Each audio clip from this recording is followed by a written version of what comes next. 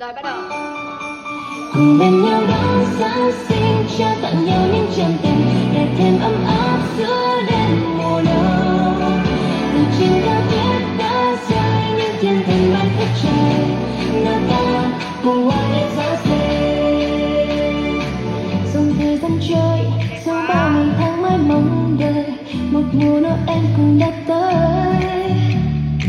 Ngoài đường tuyết rơi, bao nhiêu người háo hức nói cười, trẻ con ríu rít hát vang trời. Thật là vui, thật là vui, thật là vui như thế, thật tuyệt vời như thế. Bao trái tim hoa nhịp say mê.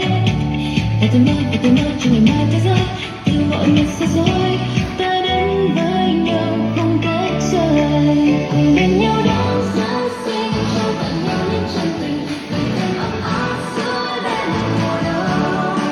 Từ trên cao tuyết đã rơi những thiên thần bay phép trời, nào ta